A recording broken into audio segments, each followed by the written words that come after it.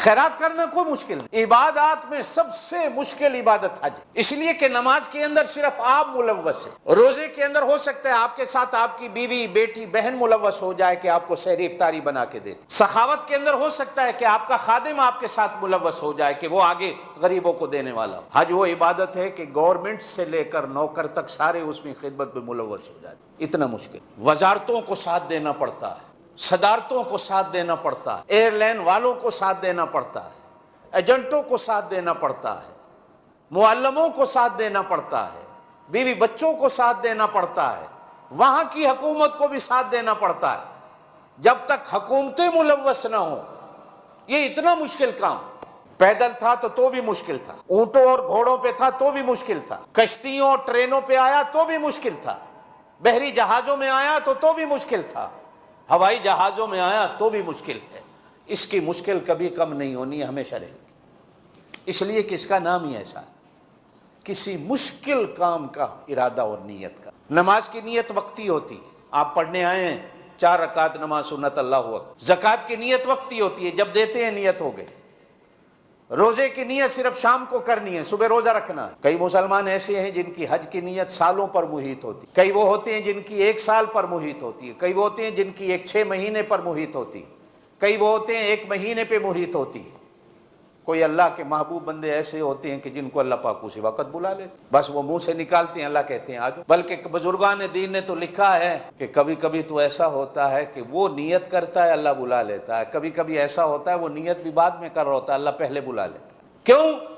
کہ یہ عشق کی منزل، کہا گیا کہ اللہ تمہارے چہروں کو نہیں دیکھتا، اللہ تمہاری قوم قبیلوں کو نہیں دیکھتا، اللہ تمہارے وجود کو نہیں دیکھتا، اللہ اس کو دیکھ، اس کے اندر کیا ہے جس کا اللہ کو یہ پسند آ گیا۔ ہمارے ایک بزرگ پنجابی میں کہا کرتے تھے اللہ جھاتی پا کے دے، اس دے اندر کی، بس وہ جھاتی میں ہی سب کچھ ہو جائے۔ بلکہ وہ آگے ایک لفظ بولتے تھے، بڑا اس وقت چھوٹے ہوتے ہمیں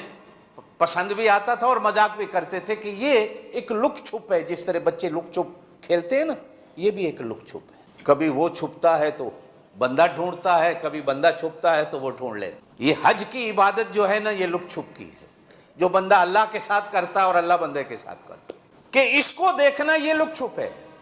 اور تو کوئی اس کو دیکھ ہی نہیں سکتا۔ لوگوں کا کہنا ہے پیر فقیر دیکھ لیتا ہے جاتی پاک، قرآن کہتا ہے پیر فقیر بھی نہیں دیکھ سکتا، اس کو تو صرف اللہ دیکھ، اس کا تعلق اللہ کے ساتھ، اس میں کیا ہے؟ آپ کا کیا خیال ہے؟ اس کا تعلق کس کے ساتھ ہے؟ اس لیے کہ گھر اس کا ہے۔ مشکل چیز کا ارادہ کرنا،